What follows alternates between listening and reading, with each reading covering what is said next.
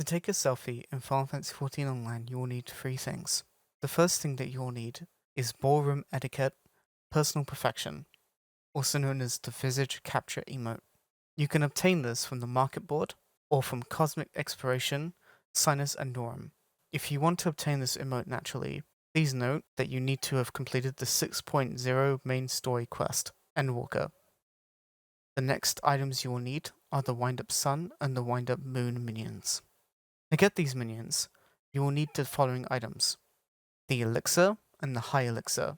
You can craft these as a level 50 alchemist. However, you can also buy them from the market board. Please check the market boards in your world to see if they are not too expensive. You can get them fairly cheap. When you have the elixir and the high elixir, travel to this spot in Western Lunasia. If you're not level 40 and don't have access to this area, then I'm sure that you can kindly ask an FC friend to fly you there with a shared mount. When you arrive at the position, you will see a magic pot. Talk to it, and you'll be able to receive the Wind-Up Sun and Moon minions by exchanging the elixirs that you had bought. The last thing you'll need, while you don't necessarily need it, I highly recommend it regardless, is a gamepad. Well, you see, it's a gamer pad. We'll be using the gamepad to zoom very precisely into the character, contrast to using a mouse wheel or the page up and page down buttons, which zoom in quite fast or at very set intervals. So just to recap, we will need the visage emote, a Wind-Up Sun and Wind-Up Moon minion, and if you have one, It's a gamer pad. So to explain why we need to have this setup, what we're going to do is we're going to place the Wind-Up Sun or Moon minion behind our character, and then we're going to use it as a camera anchor. We cannot zoom into our character past a certain point, but if we use the Wind-Up Sun and Moon minion behind our character, we can technically fake this. So this is what the scene should look like when you've set everything up correctly. You can see that there is a minion behind the character. We'll be using that for our camera anchor. So what we do now is we use the emote,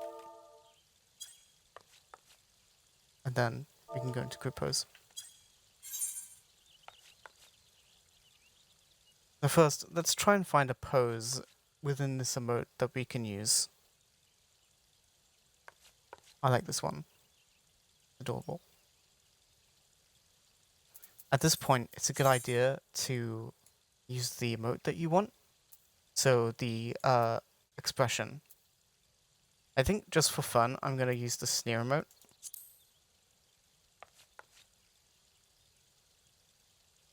Sometimes you may want to click this numerous times so that the face doesn't reset during the long emote.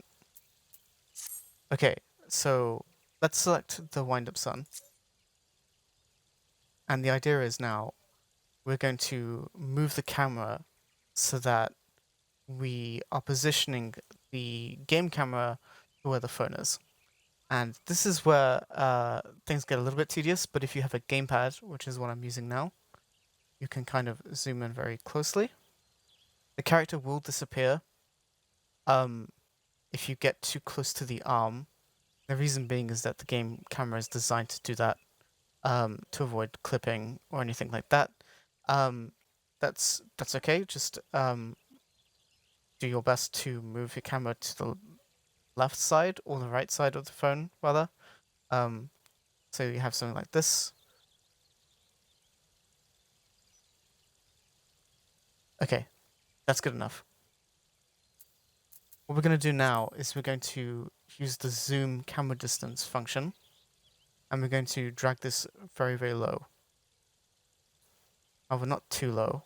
You can see that there's like this skin part here that's like kind of like clipping. We don't want to see that, so let's zoom in a little bit until it's hidden. This will be okay. Okay, let's save this camera position. And what we're going to do now is we're going to hide the player minion. And now we can do some final little adjustments. We can move around on the WASD keys, or we can use the gamepad again. We can adjust the roll angle to slightly make it a little bit imperfect for general taste. You can add the depth of field. So the camera's in focus with their face. Something like that. And finally, let's add some very quick post-processing. We can use the strengthened effects filter and the brightness adjustment to reach this. Let's adjust the brightness to match the room. That seems 85 in this case. And then we're going to slightly dial this in. When you're doing this sort of kind of post-processing, make sure that you don't go like more than 20 this. Try and stick between 5 and 15 generally. You can increase it depending on if it looks better in your eyes. We can slightly increase this. And there we go. That is how to create a selfie in Final Fantasy XIV. Thank you for watching. Please leave a like if you like this tutorial so that others can see it. And that's all.